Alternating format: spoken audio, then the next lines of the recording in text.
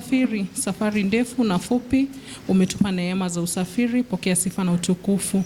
Umetulinda kutokea manyumbani mwetu Jehova, umetubariki pamoja na familia zetu, tunakuinua na tunakuabudu. Asante Mungu ishie milele kwa vile umetutendea mambo mengi mema. Asante Baba kwa maana kile ambacho tumehitaji kwa hakika umetupatia, kwa maana wewe ni Mungu mwaminifu. Tunakushukuru na tunakuinua kwa sababu ya wema wako. Mungu ishie milele, asubuhi njema tunakuinua na tunakuabudu kwa sababu hata ya nafasi nyingine ambayo umetupatia ili tukaweze kukuja mbele zako. Tunanyenyekea tukisema unastahili. Tunakuinua zaidi Jehova Mungu ishie milele, kwa maana hakuna Mungu mwingine aliye kama wewe. Baba ni asanti kwa sababu ya fursa hii na nafasi hii ambayo umetupatia ili tukaweze kuja, tukaweze kukuimbia na kukuinua kwa sababu ya wema wako, kwa sababu wewe ni mwema. Mungu ishie milele. Asanti Baba hata kwa sababu ya yale ambayo umetutendea, tunakuinua na tunakushukuru kwa sababu ya wema wako. Asanti Baba kwa sababu ya ibada hii ya siku ya leo. Tunakushukuru kwa sababu ya ibada ya kwanza ambayo Mungu ishie milele umenena pamoja nasi, umetuonekania. Tunakushukuru Mungu ishie milele. Hata na ibada hii Jehova tunaikabidhi mikononi mwako ili wema wako ukazidi kuwa pamoja nasi. Tuongoze katika kila jambo na mambo yote ambayo tutakayoyatenda katika ibada hii Jehova, yawe ya kukurudishia shukrani na ya kukuinua kwa sababu ya wema wako. Hata Mungu ishie milele, shughuli zingine ambazo zitafuata baada ya ibada hii Baba tunajikabidhi mikononi mwako ili ukazidi kuwa pamoja nasi. Tunakushukuru na tunakuinua kwa sababu ya kila nafsi ambayo imewakilishwa mahali hapa Jehova Nisi. Baba tukumbuke kila mmoja wetu, kwa maana wewe ni mwema. Wewe ambaye unatujua na unajua siri zote ambazo zimejificha ndani ya mioyo yetu, tuwakabidhi maombi yetu mikononi mwako Baba ili ukaweze kututimizia, kwa maana wewe ni Mungu mwema. Ombi lolote ambalo limewekwa mbele zako na kila mmoja wetu Baba wetu, tunaomba ukaweze kututimizia kwa vile wewe ni Mungu mwaminifu kadri na mapenzi yako, katika jina la Yesu Kristo. Baba ni asanti hata kwa sababu ya nchi yetu. Mungu ishie milele, tunakuinua kwa vile umekuwa pamoja nasi. Umetuponya magonjwa ambayo hatukuyaelewa Jehova Nisi. Umetukinga na mambo mengi mabaya. Umetuonekania na umetubariki. Pokea sifa na utukufu Mungu ishie milele. Hata sasa Baba tunashukuru kwa sababu ya baraka ya mvua ambao umetupatia. Tunaomba Jehova mvua hii kaweze kuwa ya baraka katika maisha yetu, katika nchi yetu, katika jina la Yesu Kristo. Baba tunakushukuru hata kwa sababu ya viongozi ambao umetupatia katika nchi hii. Tunawakabidhi mikononi mwako. Tunawazidi kuombea Jehova ya kwamba wakazidi kukuogopa na kutaka kutafuta uso wako, ili Mungu ishie milele katika nchi yetu tukaweze kuwa na mambo ambayo tunafanya tukikuogopa na tukikuuliza kutoka kwako Mungu ishie milele. Baba ni asante hata kwa sababu ya kanisa letu, tunalikabidhi mikononi mwako.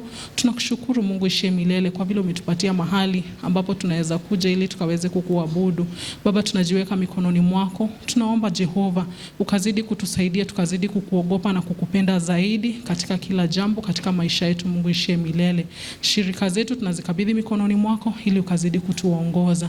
Vikundi vyetu vyote tunavikabidhi mikononi mwako, hata na uongozi wa kanisa hii Jehova tunakabidhi mikononi mwako ili Baba Roho wako Mtakatifu akazidi kutuongoza katika kila jambo.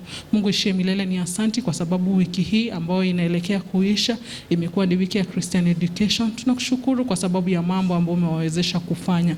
Pokea sifa na utukufu kwa sababu ya kila jambo, kwa maana wewe ni mwema. Baba ni asanti kwa sababu ya wachungaji wetu, tuwakabidhi mikononi mwako.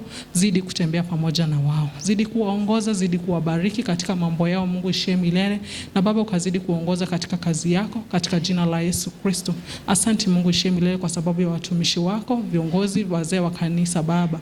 Tunawakabidhi mikononi mwako. Tunakushukuru kwa sababu ya kazi ambayo umeandaa ndani ya maisha, katika mioyo yao na katika maisha yao Mungu ishie milele. Tunaomba ya kwamba ukazidi kuwaongoza Baba, zidi kuwapigania vita ambavyo viko mbele yao Mungu ishie milele. Zidi kuwabariki, wapatie kila kitu ambacho wanahitaji kwa sababu ya wao wenyewe katika maisha yao na hata pamoja Baba katika kazi ya kukutumikia Mungu ishie milele wanahitaji. Tunaomba ukazidi kuwazidishia kwa maana wewe ni mwaminifu.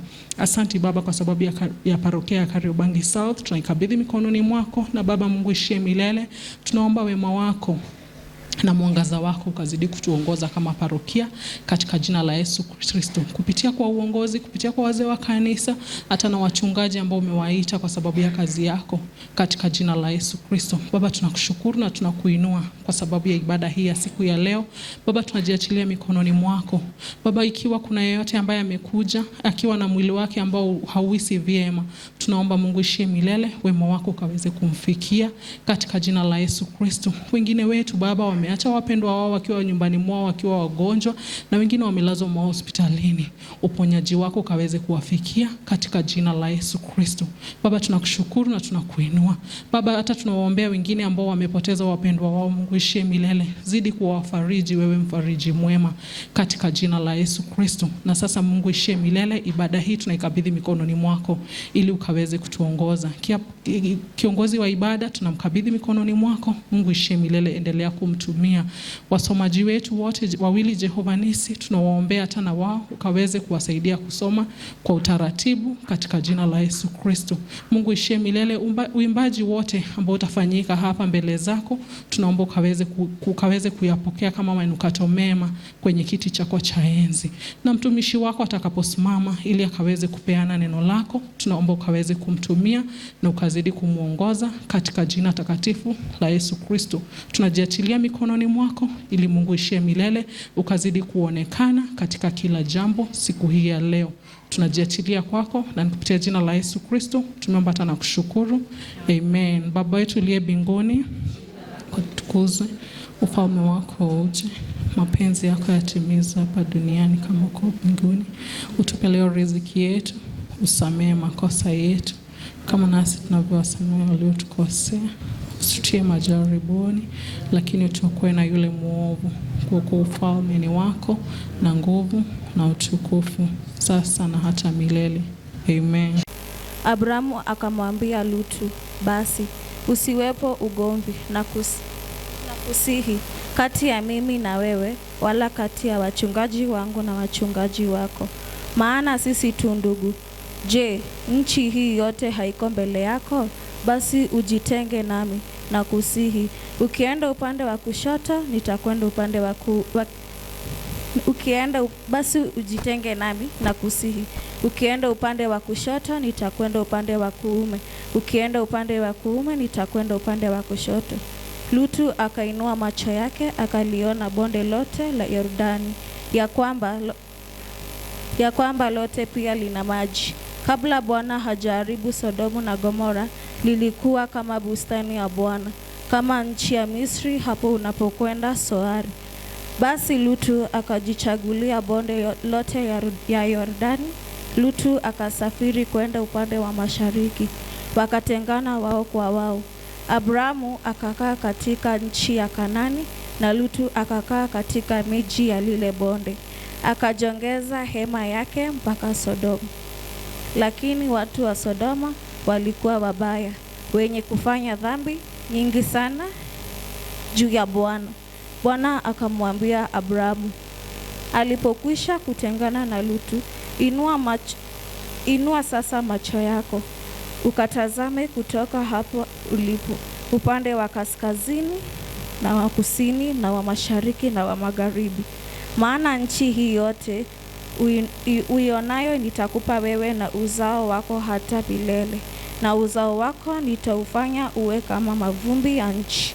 Hata mtu akiweza kuyahesabu mavumbi ya nchi, uzao wako nao utahesabika. Ondoka ukatembee katika nchi hii, katika mapana yake na marefu yake, maana nitakupa wewe nchi hiyo. Basi Abrahamu akajongeza hema yake, akaja akakaa kwenye mialoni ya Mamre, nayo ni miti iliyoko Hebroni. Akamjengea Bwana madhabahu huko. Aliyewasomea ni Jerry. Somo linaendelea. Tunasoma kitabu cha Efeso 3:14 mpaka 21. Nasema, ili tusiwe tena watoto wachanga, tukitupwa huku na huko na kuchukuliwa na kila upepo wa elimu kwa kila ya watu.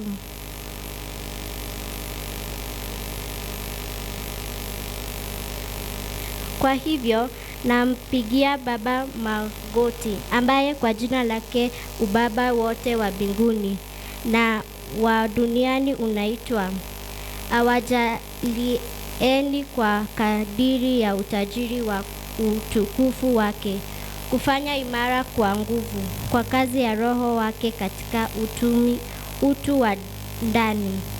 Kristo akae mioyoni mwenu kwa imani, mkiwa na shina na msingi katika upendo, ili mpate kufahamu pamoja na watakatifu wote jinsi ulivyo upana na urefu wa kimo na kina, na kujua upendo wake Kristo upitao ufahamu, kwa jinsi ulivyo mwingi, mpate kutimilika kwa utumilivu wote wa Mungu. Basi atakuzwe yeye awezaye kufanya mambo ya ajabu mno kuliko wote tuyaombayo au tuyawezayo, kwa kadiri na nguvu itandayo kazi ndani yetu. Naam, atukuze katika kanisa na katika Kristo Yesu hata vizazi vyote vya milele na milele. Amina. Mwenye alikuwa nasema ni Claire Wairimo, nimeokoka. Tunakusihi ukubali Bwana tuandamane katika safari hii, kwa sababu tunayaona ni mengi, yanayotukabili ni mengi, na uzito wao kweli ni mwingi.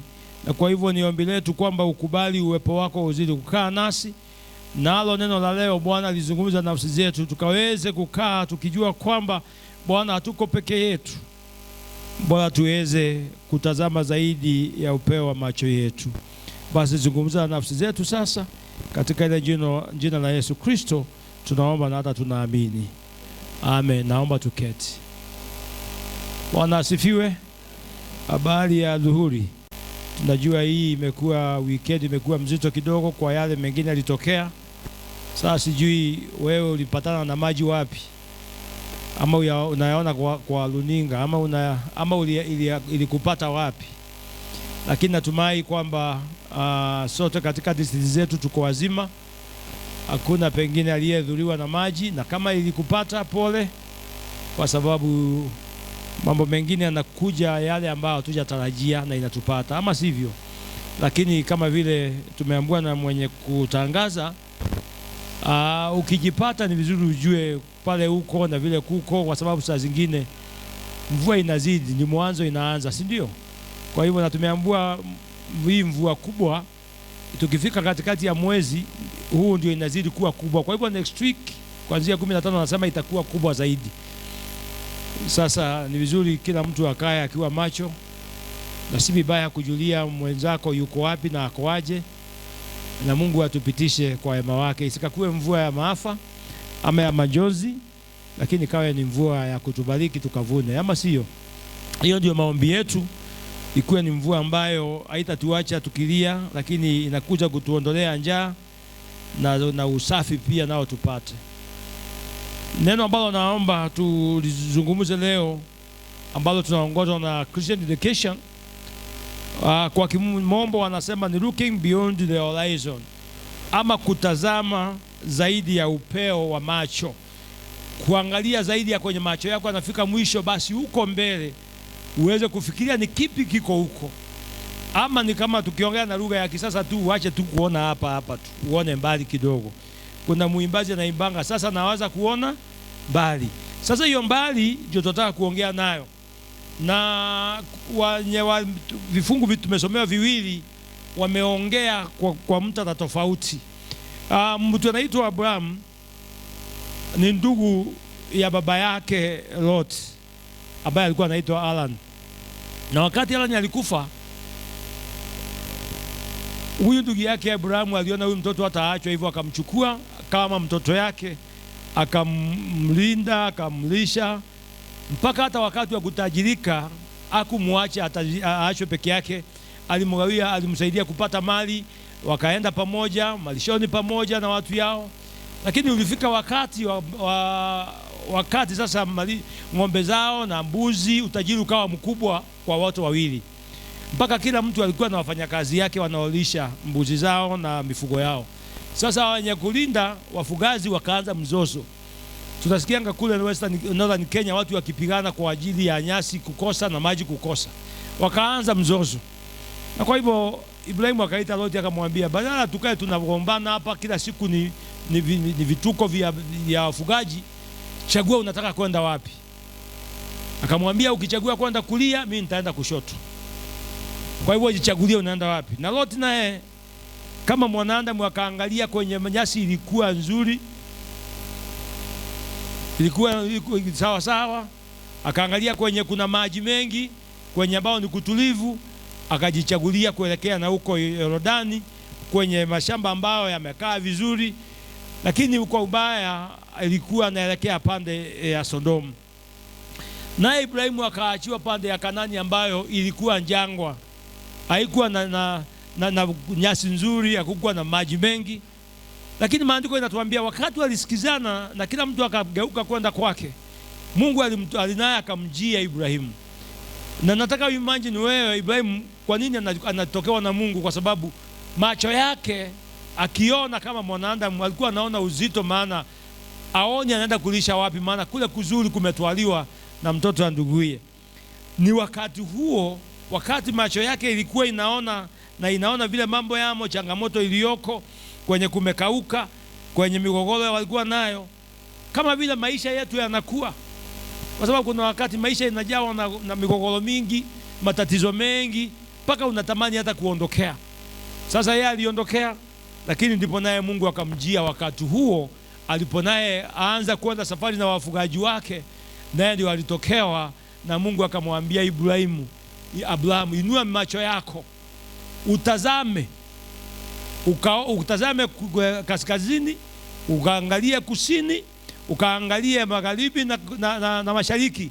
Akamwambia, kadiri ya uwezo wa macho yako kwenye unaona mwisho huko, huo ndio urithi wako ambao nakupatia. Bwana asifiwe. Lakini nataka ujue ni pahali kukavu kwenye napewa. Hapo amefika kwenye kuna kijani kibichi kwenye mbuzi na ng'ombe zake za kula, lakini aliambiwa angalia zaidi ya sasa. Mungu alikuwa anataka kumfundisha funzo, kwa sababu kuna wakati tunalemewa na mambo, tunaanza kuona, tutaanza kufikiria sasa, hatuoni kama kesho kuna matumaini, tunaanza tu kung'ang'ana na ya sahihi. Na tunapong'ang'ana na ya wakati huu, wakati mwingine nyoyo zetu huumia. Wakati Loti aliambiwa achague, kama mwanadamu, kama hata ni wewe ungefanya, hata kama ni mimi niliambiwa nichague, nani anaweza chagua kugumu? Nilikuwa nakukumbusha hapa wale baada ya kwanza, wakati tulikuanga wadogo, tulikuanga wengi kidogo, tulikuwa sisi 7, na kuna watoto wa ndugu yangu walikuwa kwa 4, hawa ni wangapi? Ni 11. Na kuna ndugu ya baba yangu mwingine naye hapo. So tulikuwa kwa hapo nyumbani, na sasa wote hawakuweko watoto wako, lakini wao wameenda kupiga biashara, mwingine ameajiriwa mbali. Mama yangu ndiye alikuwa anashughulika. Sasa tukiwekewa kama ni uji, vikombe inawekwa chini, inajazwa yote, mnaitwa sasa mchukue. Mnakumbuka kwanza ondokeni. Na mnawekewa ugali, saa nyingine ni githeri. Kuna unajua wakati ule nyama unawekewa kamoja, si unajua si nyinyi mnapitia hii. Alafu ukiambiwa mkuje chakula, ulikuwa unafanya nini wewe? Acha nikuangalie naona kama unakaa kama kwetu.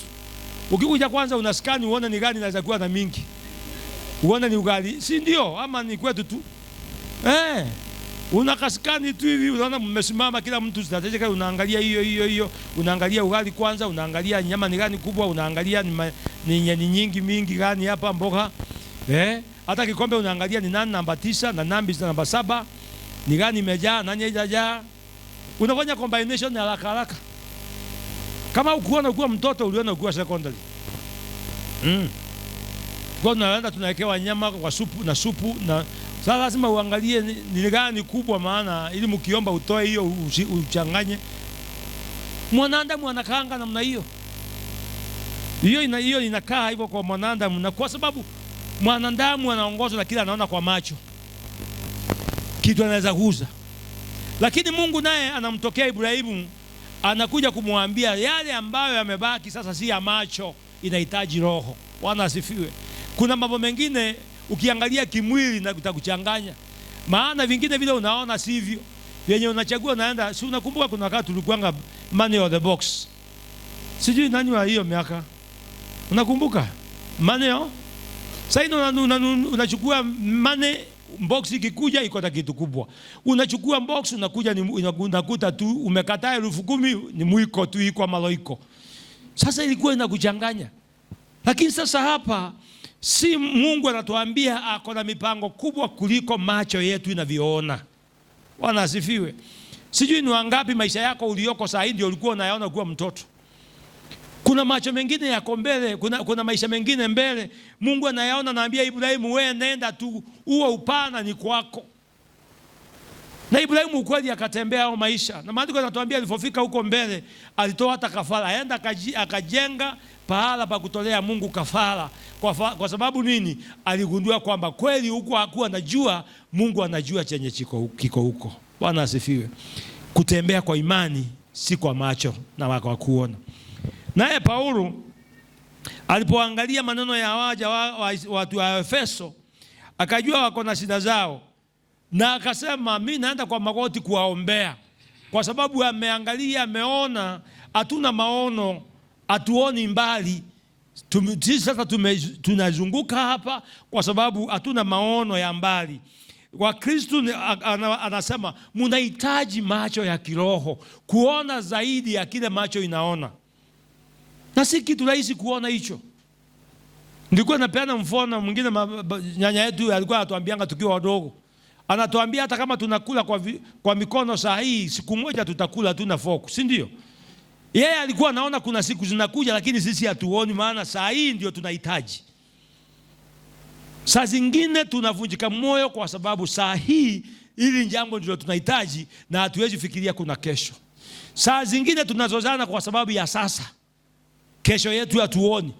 Na Mungu anasema kuna kesho ambayo ni kubwa kuliko leo hii.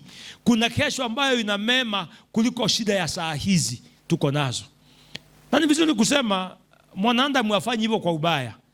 Ni kwa sababu macho yake inaona hapa. Nikiwa hapa siwezi ona taoni vile iko saa hii, si ndio? Na nikiwa hapa sioni meli iko aje. Kwa hivyo nimepimiwa, uwezo wangu wa kuona umepimwa.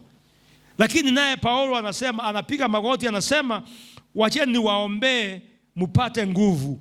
Kwanza alisema na waombea mumjue nguvu, mjue Kristo na zaidi yake. Tunaimbanga wimbo huo. Nataka nimjue Yesu na zaidi yake. Kwa sababu ukimjua zaidi utajua mafundisho yake. Ukimjua zaidi utajua uwezo wake. Ukimjua zaidi utajua nguvu zake. Maana ukijua nguvu za mtu, heshima zitapatikana. Ukijua uwezo wa Mungu wa mtu, matarajio itakuwa kwake. Na ndio maana hata ukiajiriwa kazi, unaitwa mahojiano ili tujue nguvu yako na uwezo wako. Sasa kumjua Yesu ni ujue nguvu yake. Ukijua Yesu ni ujue matumaini yaliyoko katika Kristo. Ukimjua Yesu ni ujue nguvu alionayo ambayo unaenda kuipata. Maana ukiwa na yeye Yesu pia nguvu zake uko nazo. Ni kama ndawa ambao tunakunywa tukiwa na shida. Kama ni ugonjwa uko nao na una uchungu mwili, unaenda kutazama, unatafuta yeye ni mara moja kwa sababu ya uchungu. Kama ni measles unatafuta, unaenda kwa Agnes anakupea, anakuambia hii shida ya measles au kunywa mara moja, kunywa dawa hii. Maana kulingana na nguvu ya ndawa ndivyo utapata uponyaji na ama nafuu haraka, ama sivyo. Sasa Paulo naye alipoangalia vile tunateseka, anasema na waombea mjue Yesu na mjue zaidi.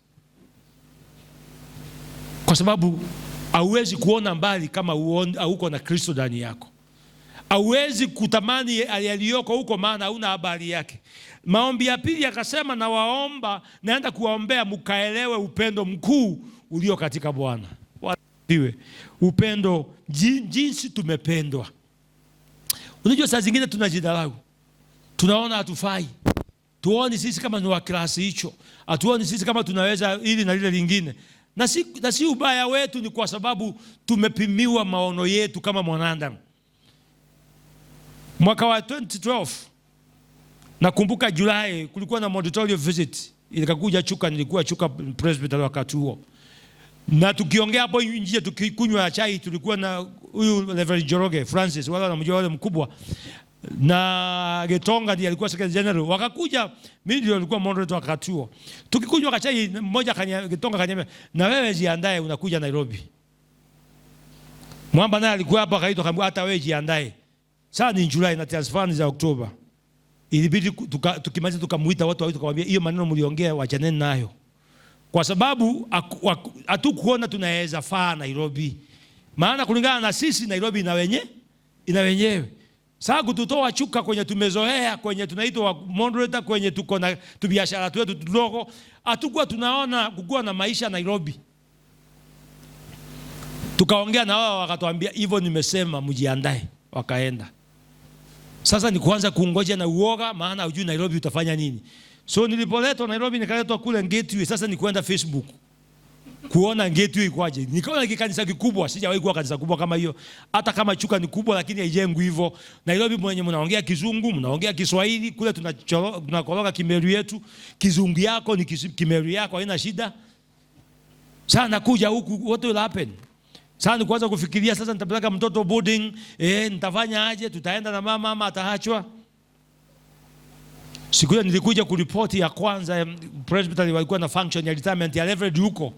Niliambiwa na presbytery usalimiane lakini usiseme jina yako. So niliambiwa kuna mchungaji mwingine hapa salimia, nikafanya hivi, sitaki kutaja jina, sielewi kwa nini sitaje jina yangu na huko ndio nakuja. So nikaanza kuoga wa Nairobi. Na ni ukweli, nilipokuja mmoja aliniambia na hii maguo unavaa mchungaji, hii ni makubwa sana. Unajua kule Ukristo ya gishagi ni kuvaa maguo ambayo yagushiki. Si unajua hiyo Ukristo huko. Sasa hapa naambiwa shona tuguo ambayo tunakubana kita tungine tuachia mani hapa kidogo, tunakufiti kidogo. Sasa na mimi niko na oversize, maana hiyo ndio ushirika yetu kule, ni tuvae maguo ambayo usikaangushe wandada. Unaelewa hiyo? Sasa nimekuja nimeambiwa tuguo imenishika mpaka ndio nilishonewa hizi unaonanga navaa. Nikashonewa ili nivae nione vizuri. Hiyo ndio Nairobi. Nairobi ambayo unaambiwa ikifika saa 6 umaliza ibada. Na kule nilikuwa nahubiri saa kama 1:30 na keti napumzika, alafu narudi yote kwa saa nyingine moja. Hatuna shida huko. Masaa kwetu ni siku ya kani. Sasa nyinyi ibada hii naisha mpaka nikapewa msomo mara 2 ya 3 mpaka nikaita mtu wengine wahubiri mwezi mwingine nione vile kunahubiriwa ili nijue. Lakini Paulo akaangalia akasema I wish you know, nataka ujue kuna upendo zaidi kuliko ya mambo gani haya. Sipengine hata wewe ulipokuja huku ndio ulipata kama mimi. Ukisikia Nairobi unaanza kujua kwenye nyumba ziko ghali, hazipatikani. Kila kitu ni pesa, mpaka hewa ukivuta ni pesa. Ukipata gari ni pesa. Na kamshahara ni kale. Na pengine hata hakuna. Nairobi ni kama watu wanakulana huko, hujui naenda aje. Si hata wewe ulikuja na hiyo uoga. Wengine walizaliwa huku hawajui hiyo. Paulo akaomba, naomba na waombea mjue upendo wa Yesu na mjue vizuri. Akaomba ombi la 3 akasema umuishi maisha ya ushindi na amani. Bwana asifiwe. Ona vile Paulo anaombea kanisa au anaombea waja wake vizuri. Muishi maisha ya ushindi. Si kwamba hakuna mng'ang'ano, kuna mng'ang'ano lakini anaomba tukashinde katika Kristo. Bwana asifiwe. Kwa nini aliaombea haya? Anatuombea tukue na maono ya kiroho. Tuache kuona leo peke yake, tutamani kesho, maana katika Kristo kuna kesho ambayo tumeahidiwa kwa maandiko. Ambayo Bwana anasema kuna Mungu ambaye ana uwezo wa kufanya zaidi ya yale hapa wewe mwenyewe unafikiria. Sijui kama kuna mengine umetendewa zaidi ya wewe. Sasa mimi na uoga yangu nilikuja. Sasa ukiniambia unitoe Nairobi ni vitina nyingine. Ile miaka nimekaa huku sasa ukiniambia unisongeshe sasa nimekaa miaka 13. Ukiniambia unitoe huku unipeleke wapi? Na mimi ndio nilikuwa naogopa kukuja. Sasa nimekuwa mkubwa huku sitaki kutoka. Ni kwa nini? Mungu alikuwa anaona Nairobi ile ambayo mimi sikuwa na hiyo. Alikuwa anaona Wakristo wale ambao mimi nilikuwa nawaogopa, anaona si wabaya venye unafikiria. Kumbe hawa ndio wanakuja kukusaidia. Hawa ndio wanakuwa msaada wako. Hawa ndio wanaenda kufanya ukakue hata wewe kiroho.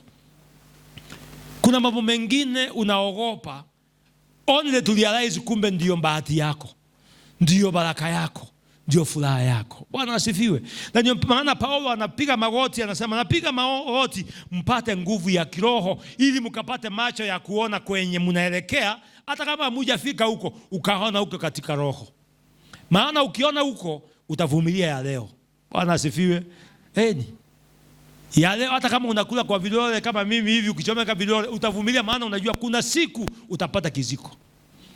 Kuna siku, kuna wimbo mtu ameimba, kuna pahali tunaitananga tunaitikwa. Sijui kama umesikia. Kuna kawimbo kanaimba hivyo siku hizi. Eko twetanaga tugetikwo. Na kwenda wetakwo, watanaga utile mundu wa gwitikaga. Lakini leo unaitikwa. Kuna wakati hata uko na jina. Leo uko na majina mingi, unaitwa mama fulani. Unajua kuna wakati mtoto wangu aliuliza, kwa nini mama yangu aitangu atoka aitu mimi baba mimi, mama mimi? Maana sasa unajua watu walizaliwa tofauti tofauti. Wale wakati walizaliwa Kidongoli aliitwa mama Mwende. Tukienda huko kwingine alienda baba anaitwa mama Rogers. Tukiwa Isiolo anaitwa mama Magi. Sasa unashindwa ni gani jina? Sasa italingana nani anakujua. Kuna wakati hatakuwa na majina na sasa tuko nayo. Kuna wakati ulikuwa unaambiwa kitu unaweza kuwa hivi unakataa, lakini Paulo anaomba kama vile Mungu aliambia Ibrahimu akuwe na maono, na akakuwa na maono, akaambiwa kwenye unaona huko utakuwa huko, tuko unaenda kuwa urithi wako. Saa zingine kwa sababu ya kwenye tumepitia hatuna maono, na si ubaya wetu, ni yale ambao maisha yametuchapa. Wengine tumechapa na maisha mpaka kuniambia kuna siku nitalala usingizi niamke nikiwa bado na furahi ni ngumu. Kuna mwingine unamwambia kuna siku atakula ashibe, ashindwe na kulala, anashindwa hao nao. Maana hajawahi shiba ama kutosheka. Kuna mtu ana imagine nitakuwa na kashamba yangu pale na nijenge, anaona ni ndoto hiyo. Lakini naye Mungu anakuambia angalia mbali. Angalia kusini, kusini, angalia kaskazini, angalia mashariki na magharibi. Hivyo macho yako inaona upana huo ndio urithi wako. Bwana asifiwe. Nilikuwa naambia hawa asubuhi, kuna wakati mwaka wa 2002 tulienda na baba yangu akanipeleka na huku Kawa West. Huko kunaitwa Kiwanja.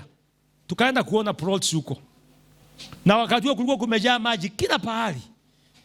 Sio tungeingia, akaniambia sasa kwa hapa unaona hivi pahali moja hapa ndio naitiwa plot ninunue. Mimi nilikuwa na pesa wakati huo, nilikuwa nimechukua karoni ninunue gari. So nikaangalia nikaona mimi kununua hapa ni kutupa pesa hapa. Katika miaka yangu na maono yangu naona maji. Lakini yeye anaona kuna maisha inakuja. Yeye akanunua, kalikuwa kanatoka 50,000. Mimi nikaenda ushago nikanunua kangu na mimi kanusu kangu ka 60K. Na nikajenga tu nyumba yangu. Na yeye akajenga kwake. Nataka kukuambia leo ukienda huko manyumba ni ya ghorofa 6, zile ziko pahali mimi nilikosa kuona kitu. Kangu kale nilijenga nyumbani akawezi kufikisha hata nusu ya ile yake iko leo kipesa. Akisema ni kuuza atanigawia yangu na baki na zake na kule tu. Shida ni nini? Kwa sababu hapo ndio nilifikishwa na maneno yangu. Yeye akiangalia anaona kuna kesho inafanya nini? Saa zingine maisha vile imekukalia inatuzuia tuone mbali. Lakini Mungu naye anakuja anaambia Musa wacha kuona hili, angalia mbali. Sio Musa, Ibrahimu. Na Ibrahimu alipofika huko akaona kweli ni kuzuri, Kanaani ni mahali pazuri, kuna kila kitu kizuri, isipokuwa ni hapa kuna kukauka, huko mbele kuna mema ambayo yako. Sasa mimi nitawaambia kama mandereva wa kwetu Meru. Ukiona magari ya Meru, mabasi ya Meru na matatu za Meru, aziongeleshangi mtu. Zikikuona kule inakupigia mataa alafu anakuonyesha hivi. Hatuendi hapa. Sio kama tunaelewana. Sasa akinifanyia hivi najua anasema aendi hapa. Kama huko anafia Nairobi msimsumbue, maana yeye anaenda bali. Hawaongeangi, akikupia hivi uone afanya hivi unamwambia hapana, hata hivi mumeeleanwa. Na wewe macho yako inaona wapi? Unaona watoto yako ukiwaangalia unawaonea elia gani? Ama wewe na wewe unawaona wakizurura hapa? Maisha yako ya Kikristo, maisha yako, mambo yako, familia yako unaiotea nini? Kwa sababu Ibrahimu aliambiwa vizuri, kile unaona ndicho unaenda kupatiwa. Sijui kama tunaelewana. Kwa hivyo baraka zake na urithi wake ni kulingana na umbali wa macho. Tunaelewana hapo? It is envisioned. Meaning Kenya anaona ndicho anapewa. Kama haoni, kama ni kipofu, sauli yake. Na kuna wengine tumekuwa vipofu kiroho, hatuoni kitu. Ndio maana tuzungumzie hata mtoto wetu Baraka. Mnakumbuka kuna walimu walikuweko na hapo era muongeangi hivyo. Mlikuwa mnatuambia maneno mengine, wewe utaona utakuwa unafunga hiyo skati yako ndio utakuwa unarudi ufunge naye mtoto. By the way, nini ilikuwa inaendelea mtuambie maneno saa zingine? Mlisikia hiyo nyinyi shule? Walimu walikuwa wanatuambia mambo inakaa hakuna pahali tunaenda. Ati wewe utakuwa hiyo nguo yako ndio utakuwa unabeba mtoto naye, wewe hawezi enda pahali, nitakuwa nawaona huku mkipiga nduru na pombe. Hakuna. Si pengine hata wewe ndivyo unaonanga. Wakizurura hapo tu. Na kusihi. Paulo anaomba tukue na macho ya na anasema tukue na nguvu ya kiroho na macho ya kiroho ya kuona mbali. Sasa naweza kuona mbali, O Mtakatifu Mungu, sasa naweza kuona mbali kwa roho. Na uwezi ona hivyo basi kama maombi yake ya 3 aliomba, tukaufahamu upendo ulio katika Kristo. Kristo ako na upendo mkuu kwetu. Bwana asifiwe. Hebu ambia mwenzako upendo wa Yesu ni mkuu kwetu. Unajua saa zingine tumekaliwa, tumefinyika mpaka hata hatujui kupendwa ni nini. But there is great love of God in Jesus Christ. Bwana asifiwe. Na mtu anajua anapendwa, ana matumaini. Unangojea mpendwa akirudi, maana unajua anaweza kuja na biskuiti mnakula, anaweza kuja na chocolate mnakula. Maana kuna upendo. Na pahali kuna upendo, kuna njia. Kwa hivyo anaposema tukaelewe kwamba kuna upendo ulio mkuu ndani ya Kristo ambao unatupatia amani. Alafu mwisho anasema na huyo Mungu ako na uwezo wa kufanya zaidi ya yale ambayo wewe mwenyewe unafikiria. He can do greater than you are imagining. Ama yale umeomba. Bwana asifiwe. Mimi ukiniona hivi, there is a testimony that the Lord can do beyond your imagination. Sinakwambia mimi nilikuwa na uoga wakuja Nairobi. Sasa hii nakwambia kunitoa huku ni ngumu. Kwa sababu sasa kuna upendo ulio mbele mkubwa kuliko shida ile ambayo tunapitia saa hii. Na yale unapitia saa hii ni ushuhuda vile Bwana atatenda kesho yako, maana kesho utajipata vingine. Maana hata saa hii maisha yako ni ushuhuda ya vile Bwana ametenda. Amen. Maana yenye tumepita ni mengi na kwa tumefika pia imegharimu mkono wa. Hilo somo linatusaidia kitu kimoja. Tusikakufe moyo. Ndoakweke.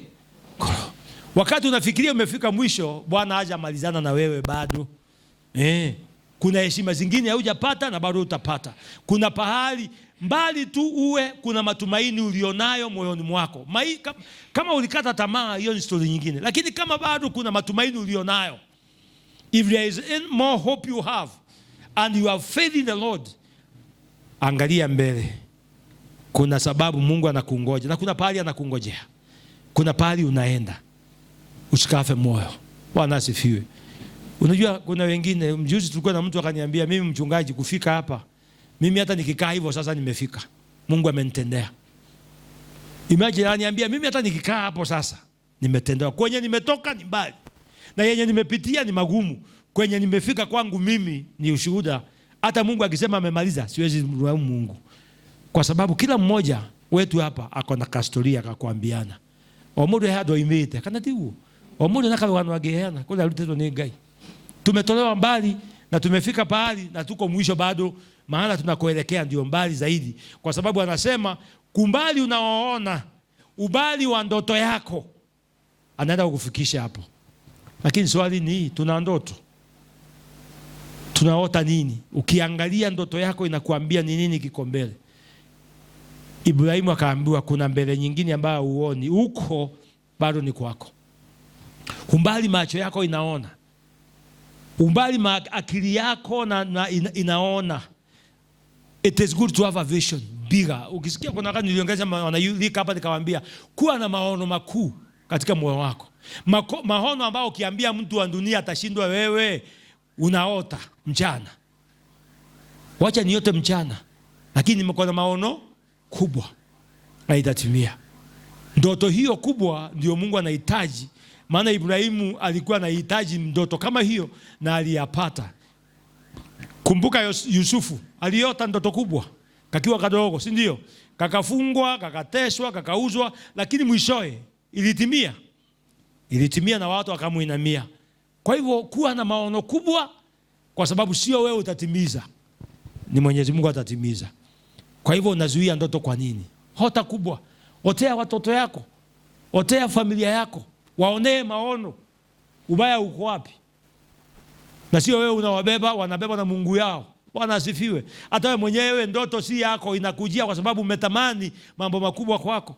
Ndio Paulo anaomba, anasema kama mnajua upendo ulioko na Yesu, basi unaweza ota zaidi. Usiambie mtoto wewe sasa hiyo ni nini naongea, unajua baba yako hana pesa na unajua mama yako hana pesa, hakuna wetu ameshaienda mbali. Kwa lazima tufike pale nilifika. Watoto yangu si lazima wafike kwenye nilifika, na mimi sasa lazima zifike kwenye baba yangu alifika. Bado kuna dunia nyingine inatungojea tufike. Bwana asifiwe. Otea waja wako, wanenee maono kubwa.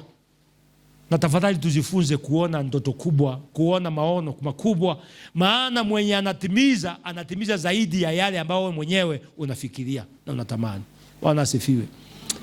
Beba hilo neno, hata ukikosa kingine. Mwenye ambao imani ametupatia ana uwezo ya kufanya zaidi ya mawazo yetu. Amen. Na niko sure umeyaona mengine. Ukirudi miaka 20 kwa maisha yako, miaka 30 kwa maisha wengine wetu, unaangalia unashindwa imefika aje hapa. Kwingine umeshindaniwa tu na ujui kulienda aje, unajikuta tu uko hapa. Wewe unasemanga vile ujui nani alisema, nani alifanya, lakini mwenye wewe ana uwezo ya kufanya zaidi ya ndoto yako. Na niye Mwenyezi Mungu. Maana upendo wake ni mkuu. Bwana asifiwe. Ota makubwa, nena makubwa. Tutakia watoto wetu mambo makubwa, maana kunaye ambaye ana uwezo wa kufanya zaidi ya hayo. Atabaki kuwa Mungu zaidi ya yote. Atabaki kuwa Mungu na atatenda kama Mungu kwa sababu yeye ni Mungu. Bwana asifiwe. Atatubariki na atabaki akiwa Mungu. Atatuinua na atabaki akiwa Mungu. Atakufikishia ndoto na ipite kwa sababu na atabaki akiwa. Kwa hivyo shida si kwa Mungu. Shida ni kwangu na wewe. Tuwe na maono. Anza kuwa na maono. Watu wengine ukiwaambia maono yako watakuchekelea, maana wanakuangalia, wanaona ukienda wapi. Halo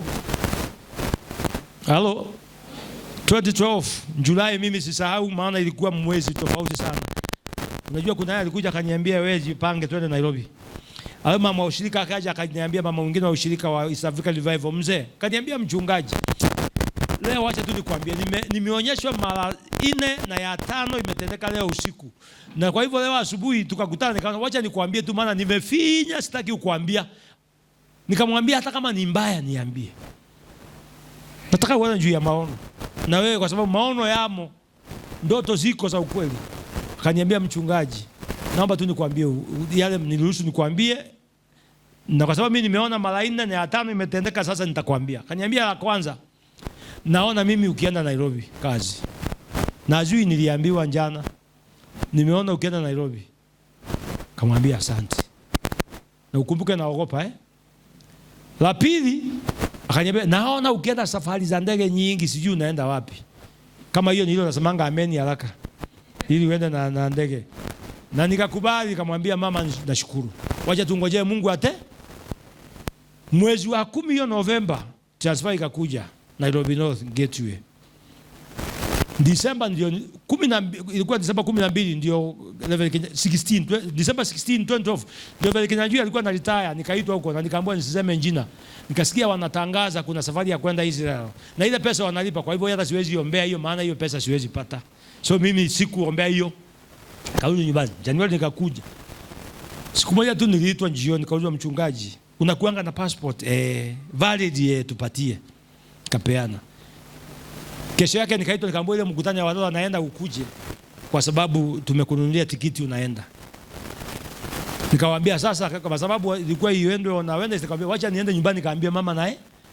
Maana sikuwa namwambia story yake, maana sasa hiyo nikaenda nikamwambia, nikanunua bagi, nikapaki, nikakuja. The rest is history. Na wale wanyoa wakanipatia pocket money.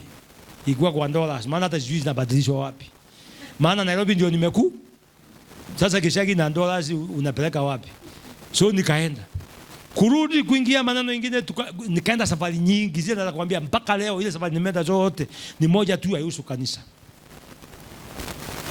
Lakini maono hata haikuwa yangu, niliotewa pahali. Sijui kama tunaelewana. Kwa sababu mimi mwenyewe sikuwa nafikiria nikienda wapi. Nairobi yenyewe naiogopa. Nakuambia ndugu zangu na dada zangu, don't limit yourself, because the limit comes from our imaginations. Ukifikiria niende na ndege, pesa hiyo yote na ile shida yote niko naye, ni ndege ama ni nyumba utalipa? Ni ndege ama ni shule? Unajua kuna vitu hata mtu aombei. Sijui kama umefika, wewe fika pale au ombei hata kitu, maana ya nini? Na mambo yako ikai. Mimi sikuwa naombea hivi vitu kama hizo. Safari kama hiyo nilikuwa naombea wale wanaenda wakipanga, narudi ofisi, niliwafungulia mkutano, nikawahubiria na nikawatakia Mungu atembee na wao, na mimi nikaenda zangu, maana mimi siendi. Siku ya mwisho 2 ndio naambiwa na wewe tunae. Na kama nilikuwa naombea vibaya, sasa ningeambia Mungu ile niliomba jana hiyo, acha tuombe ingine sasa. So katika maono au ombi maono kwa sababu unajua itakuwa aje. Si kazi yako kujua vile itatimia, kazi yako ni kuona maono. Mwenye atatimiza ni nani? Hata nikwambie vizuri, Yusufu alipoona ndoto zake hakujua zitafika aje. Na haikuwa kazi yake kufikisha ndoto yake. Ndoto yake itafikishwa na Mungu. Yeah? Maono, wewe ndio utaona maono katika roho. Lakini kutimiza si kazi ya nani? Yako. Mungu anajua vile itatimia hiyo, maana Mungu ndiye atajua atakupeleka aje. Kama utaenda kotini, kama utafanya hivi, kama ni loni ama utafanya aje, hiyo ni Mungu anajua vile itakupeleka. Mbona tu uwe na maono. Na ndio Paulo naye alipiga magoti akamba, naombea kanisa ipate nguvu ya kiroho ili waweze kuona katika roho kuna dunia nyingine, kuna pahali pengine pema, kuna vitu vingine vizuri, hii sio mwisho. Mwambie Mungu mwenzako, hili sio la mwisho. Kuna mengine mema. Bwana asifiwe. Enda sasa ukatamani hayo. Nenda ukaone ndoto hiyo. Nenda ukatabiria watoto yako mambo mazuri. Inakaa ngumu, lakini wacha nikwambie si kazi yako kutimiza, ina mwenyewe. Alipoambiwa aende tu huko, macho yake imeona, haikuwa kazi yake. Kazi yake ni kwenda na kupeleka ng'ombe zake, lakini mwenye kufanya huko kuwe ngiri ni kazi yake, mwenye kufanya maji ni kazi yake. Kazi yako wewe ni kuona maono na kuamini maono katika Kristo na kujua upendo ulioko katika Kristo. Hiyo ndio unamwachia Mungu. Ndipo tuliimba hapa. Na kwa ukweli atatutembeza, atatufika huko. Bwana asifiwe. Waisraeli hawakuwa wanajua Kanaani iko wapi. Lakini walionewa na Mungu na wakaambiwa iko, wakatembea, wakazunguka, lakini mwisho wake walitamani, waliingia huko. Kwa sababu kazi ya kufika si yako, ni ya Mwenyezi Mungu. Bila atakufikisha, wachana naye. Kwani kwenye umefika sasa hivi ulijua bila utafika? Wakati ulikuwa miaka 5 ulikuwa unajua utakaa hapa. Si Mungu anaona. Kwa hivyo bila alikuleta hapa, hata hapo pengine ndivyo atakufikisha. Tamani kuwa na maono makuu na Bwana atatembea nawe. Katika jina la Mungu Baba, Mungu Mwana na Mungu Roho Mtakatifu. Hebu tuombee hizo ndoto sasa. Baba mtakatifu, waja wako hawa tumeomba kuwa na ndoto na kuona zaidi ya upeo wa macho yetu. Saa zingine kile tunaona kinatukatiza moyo. Kile tunaona kinatuvunja matumaini yetu. Lakini kama vile uliambia Abraham kwamba tuangalie zaidi ya upeo wa macho yetu, Bwana wacha nasi tukaone zaidi ya masumbuko yetu. Tukaone zaidi ya mateso tunayopitia. Tukaone zaidi ya uhaba tulionao. Tukajua kwamba uko na nguvu ya kutenda zaidi ya yale ambayo hata tumetabani. Na kwa sababu waja wako hawa wako na ndoto, tayari maisha yao yanaonyesha yale ambayo umetenda. Bwana kuja utembee nasi. ukatufungue macho ya kiroho, tukaone kuna mambo mengine mazuri yaliyoko, tukasikaone tu shida, tukaona matumaini, na tukajawa na matumaini mengi kwamba kuna kesho ambayo yaja, kesho ambayo iliyo nzuri, iliyo tamu kuliko shida ambazo tumebebana nazo. Tusaidie kujawa na wingu wa matumaini, na ukajenge imani yetu katika Kristo. Maana maandiko yanatuambia sasa tukaelewe ametupenda, tukapata nguvu katika kiroho, ili tukizungumza na Mungu tukamzungumzie yale ambayo tumetamani, naye atatenda zaidi ya matamanio yetu. Bariki neno lako likazidi kujenga mjengo wa imani katika nyoyo zetu, na ni katika jina la Mungu Baba, Mungu Mwana na Mungu Roho Mtakatifu tumeomba. Amen.